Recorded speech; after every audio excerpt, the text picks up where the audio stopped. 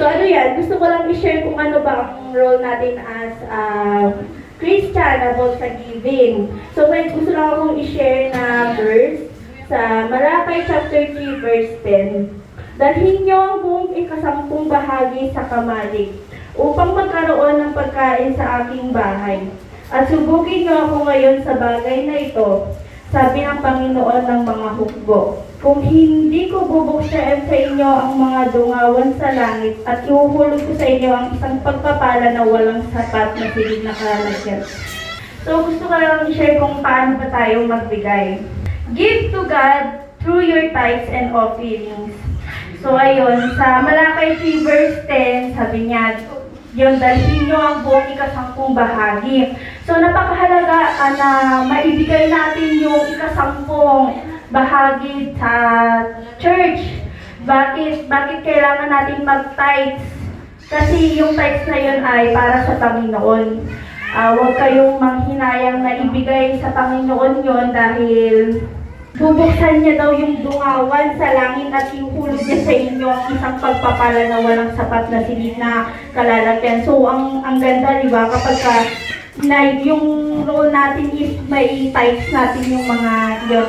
Ang hirap tumayo dito sa harapan na wala kang maite-testify. So, ayun. Nandito ako para i-testify yung mga ginawa ng Panginoon sa buhay namin ni Katuro. So, ayun, kami ni Katuro, nagsama kami na hindi kami nagsisimba. Honestly, totoo yun. Hindi namin alam na may mga tao palang nagpe-pray sa amin. Ayun, napaka-powerful ng prayer na yun dahil ginamit sila, nag-instrumento sila para idala kami sa simbahan. So, ayun, nagsimba kami, nag-serve kami sa Panginoon. And hindi lang pala yun yung plano niya.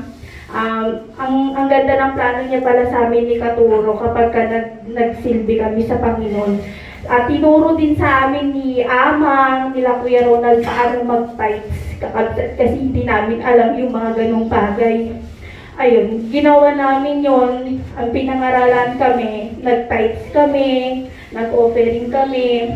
Kapsat, hindi sa pag-aano pero grabe bumubuhos yung pagpapala. Talaga.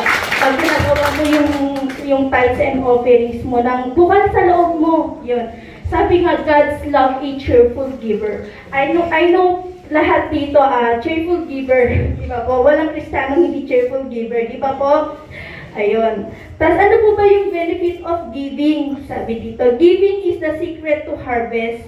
Sabi sa 2 Corinthians chapter 9 verse 7, ang bawat isa ay dapat magbigay ayon sa sariling pasya, maluwag sa loob at di napipilitan lamang, sapagkat iniibig ng Diyos ang pusang nagbibigay ng may kagalakan. Tanong ko po, tayo po ba ay may galak sa pagbibigay? May joy po ba sa puso natin pag nagbibigay tayo?